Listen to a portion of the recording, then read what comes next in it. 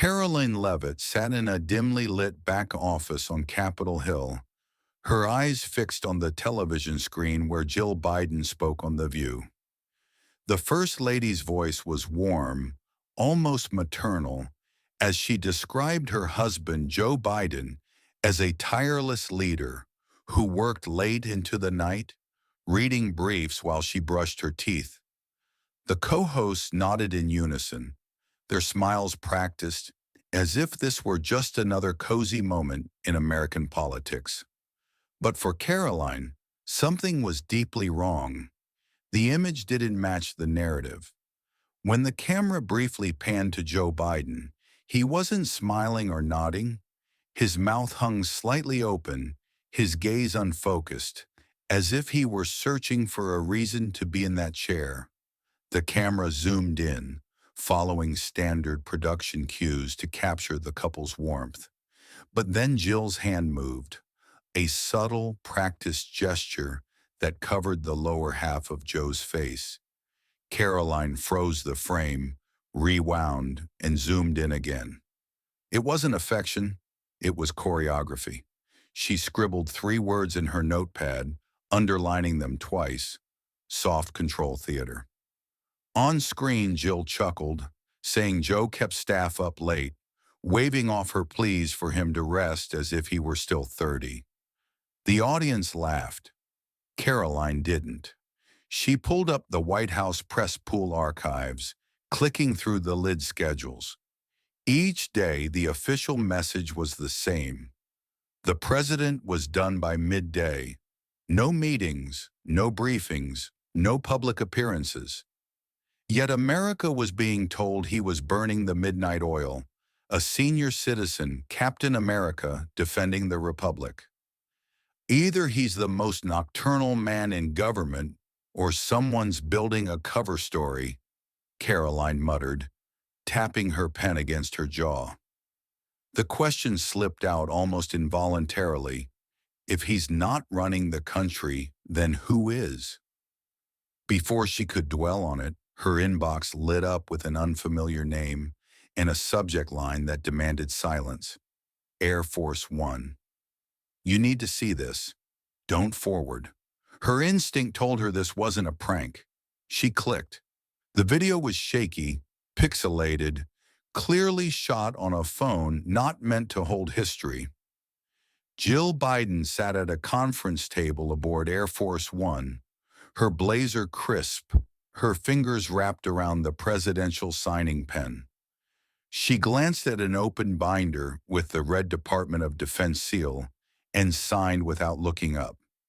Across from her sat Joe Biden, motionless, glassy-eyed, seemingly unaware of the room. A female voice whispered, unsteady, "She's been doing this since October." At first, they said it was to keep things moving while he rested, but look at him. Another voice, cautious, pleaded, "Delete this once you've seen it." I shouldn't be sending it, but someone has to know. Caroline paused the video, rewound, and watched again. That's not a slip-up, she muttered. That's coordinated, and it's illegal. She pulled up U.S. Code Title 3, Chapter 1, Section 301, searching for any clause allowing the First Lady to sign executive orders or military documents without a formal declaration of incapacity under the 25th Amendment or a delegation memo through the Office of Legal Counsel. There was nothing, no loophole, no gray zone, just black-letter law. She grabbed the secure phone and dialed the House Intelligence Committee's lead counsel. It was mid-morning, and the voice on the other end sounded half asleep but curious. Is this urgent or media urgent? It's Constitution urgent, Caroline replied. I've got footage of the First Lady signing defense orders while the president stares at the ceiling like he's in a hospital bed. A pause, then, meet me at the office in 20. Bring everything. 23 minutes later, they sat in a classified review room. Caroline laid out the clip, the timeline, and her legal analysis. The counsel's face grew grim. There's no legal cover for this, no precedent, no pretext. Caroline nodded. Then this isn't a gray area. It's a breach. She pulled up her draft subpoena letter, a congressional request to compel Jill Biden to testify under oath. Before sending it, she added a handwritten note. If this isn't abuse of power, we need a new definition for the word power. By morning, the Congressional Registry logged the summons. No production team, no soft lighting could hide what was coming. Jill Biden entered the hearing chamber, composed in an ivory suit with a subtle flag pin. No legal counsel accompanied her, only two aides trailing silently. Caroline, seated third row center due to seniority rules, observed through narrowed eyes as Jill took her place at the witness table. Representative Janice Greer, the committee chairwoman, announced dryly, "The committee recognizes Dr. Jill Biden under voluntary appearance under oath. Proceed with your opening statement." Jill spoke without hesitation, her voice calm but unflinching. "There's no protocol for this, no guidebook. When a leader, my husband, loses moments of clarity, someone must step forward. I didn't seize power. I filled a vacuum." Republican staffers exchanged glances, but no one interrupted. The sentence landed with eerie composure. "You ask if I overstepped," Jill continued. "I ask you, if the president stares blankly at a secure briefing and cannot sign his name, do we pause governance until clarity returns, or do we act?" Caroline scribbled, "Define we." Representative MacArthur, a California Democrat, tried to deflect. "Madam Biden, critics say you're acting out of love. Isn't that preferable to politics?" Jill replied without blinking. "Love doesn't preclude responsibility. If I wanted a quiet life, I'd have left politics 20 years ago. I stayed because he couldn't finish this alone." The chair motioned for video playback. The screen flickered to the Air Force One footage. Jill signing a Department of Defense memorandum, while Joe gazed upward, unfocused. A military aide's voice echoed faintly, "Ma'am, this needs authorization by close of business." Murmurs rose as the clip ended. Caroline pressed her mic. "Madam First Lady, did you sign that document without direct delegation from the Commander-in-Chief?" Before Jill could answer, Greer cut in. "Ms. Leavitt, hold questions for your cross-exam slot." Caroline sat back, lips tight. During a 10-minute recess, Jill remained seated. As Caroline passed, Jill turned slightly and said, low enough to avoid stenographic pickup, "You think this is about constitutional text, but power doesn't wait for permission. It flows to those willing to bear its weight." Caroline didn't stop walking but whispered back, "Tyranny always starts with people who think they're the exception." Back at her seat, Caroline typed into the committee tablet, "The Constitution is not suspended in silence, nor does it delegate power by marriage." When the session resumed, Jill continued without notes, her voice steady but emotive. "I met Joe in a broken decade. Vietnam, Watergate, inflation. People were angry, afraid, but he chose kindness." The room stilled. Pens paused. "We've been married 46 years. I've watched him mourn a daughter, hold the Bible for Barack, whisper bedtime stories to our grandkids while prepping for summits." A tear balanced on her lower lid. When his mind faltered, "Not always, but enough. I did what any partner would do. I stepped up quietly because power means nothing if it cannot be wielded with love." Democratic members dabbed their eyes. A Capitol Hill reporter tweeted, "Breaking, the most human testimony heard in years. This isn't a coup, it's devotion. Greer, visibly moved, said, "Let the record reflect the witness speaks for countless Americans caring for loved ones." Caroline pressed her mic. "Madam Chair, I request my 3-minute rebuttal." Greer nodded. Caroline stood. No paper needed. With respect for marriage, no clause in Article 2 permits emotional substitution in executive authority. Our founders didn't frame governance on marital empathy. If love validates command, we're not preserving democracy, we're redefining it through sentimentality. Representative Ortega, a New York Democrat, interrupted sharply. "You're attacking a caregiver. This is cruel." Jill spoke gently. "Joe didn't sign with ink, but with trust. He told me, if I falter, you carry it." That was his spiritual delegation. Caroline didn't flinch. "Noted. We'll return to that under oath." The backlash was immediate. An MSNBC commentator tweeted, "Levitt comes off like a prosecutor with no soul." Morning Joe looped Jill's testimony, calling it a defense of moral governance. Caroline didn't argue with pundits. Instead, she opened a manila envelope slid under her door, containing a USB with a sticky note, Project Veritas, 1743. The video showed a poorly lit DNC ops room. A woman's voice, Southern accent, said, "Jill told me directly, no press sees those neurology reports." Another voice added, "Walter Reed flagged cognitive decline." The first replied, "That's why. Optics. Emotional fatigue pulls better than dementia." The clip ended with, "One of the White House physicians is quitting over this." Caroline returned to the hearing room. Greer raised an eyebrow. "You look like someone opened Pandora's box." Caroline whispered, "No, they slammed it shut on themselves."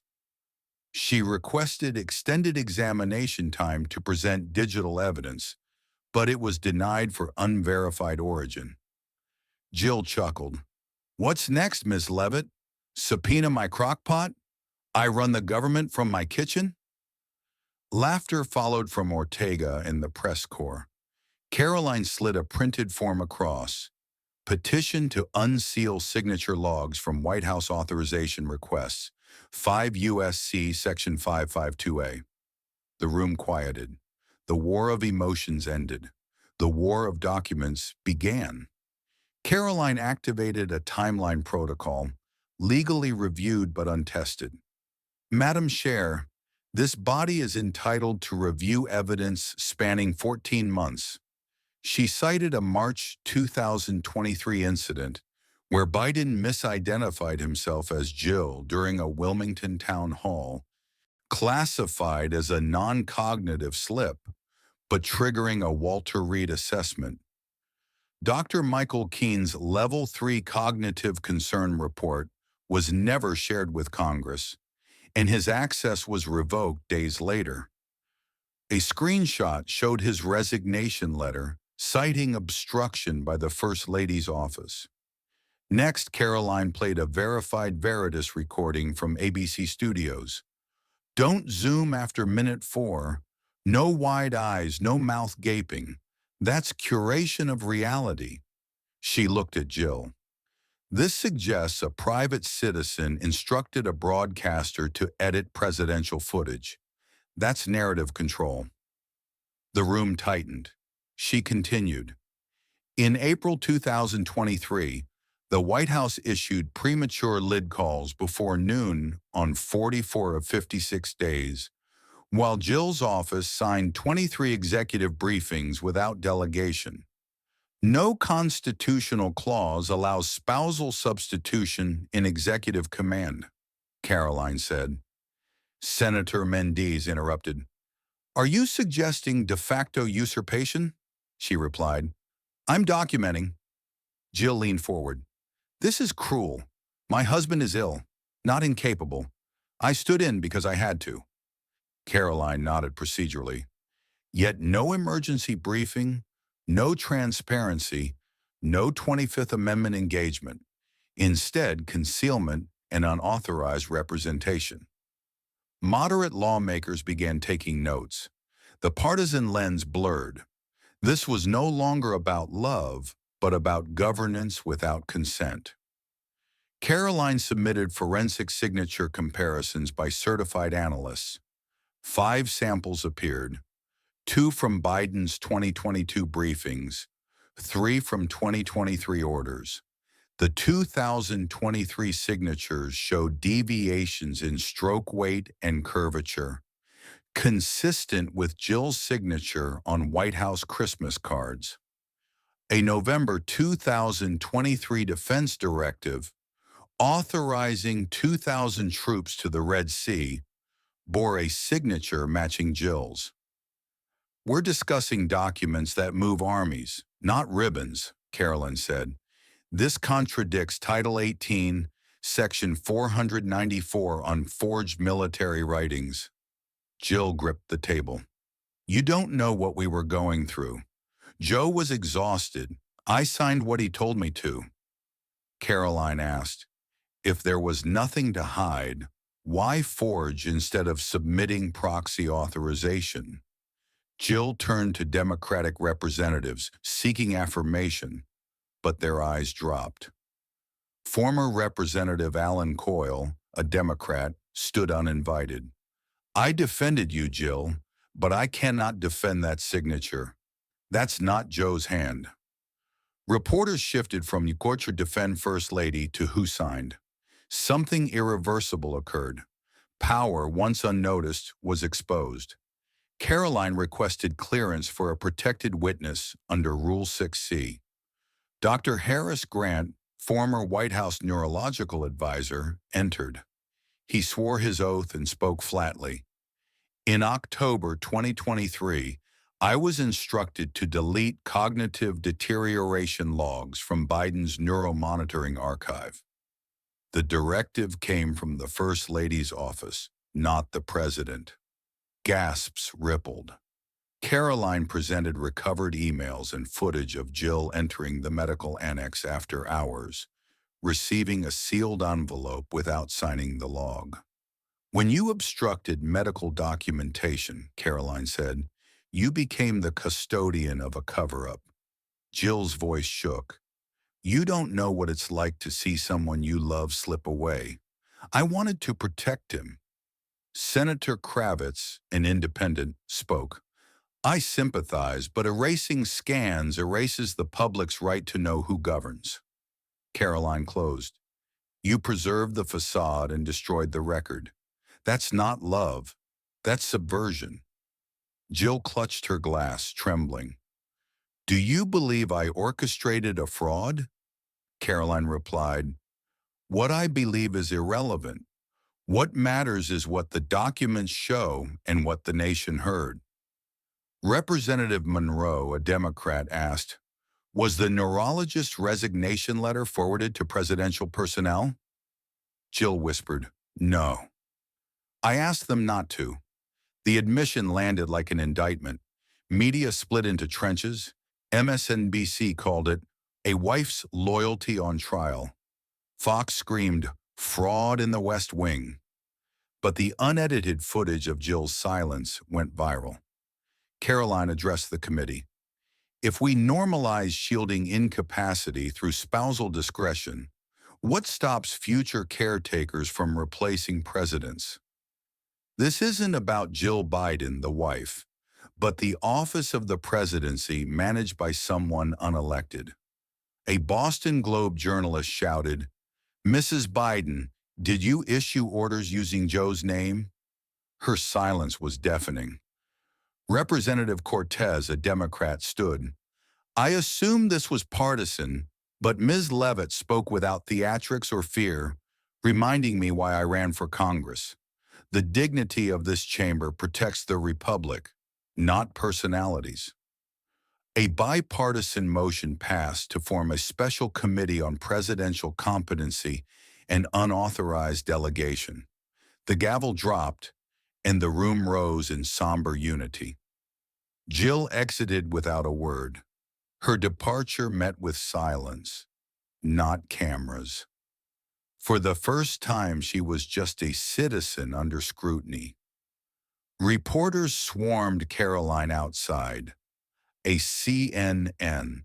Journalist asked, "Is this a personal victory?" She replied, "I didn't overthrow anyone. I pulled back the curtain. What the country saw wasn't my doing." A Michigan Democratic voter bloc tweeted, "Thank you for asking what we didn't dare. We feared we'd be alone in believing it." Polls showed 58% of Democrats and 82% of independents supported a constitutional review of spousal authority. CNN's editor remarked, "This hearing wasn't performative. It protected the republic from power behind closed doors." Caroline declined media offers, instead combing through briefings past midnight. Her aide, Andrew, peeked in. "Ma'am, you haven't left in 36 hours. You okay?" She looked up, eyes heavy but focused. "I'm fine. The hard part isn't what happened. It's what still might." Washington looked unchanged from above. The White House gleamed. The monument stood tall. But inside, silence once mistaken for stability now felt like a warning bell. Caroline's final memo to colleagues read, "If a spouse could run the West Wing undetected, so could a foreign adversary. If that doesn't keep us awake, nothing will."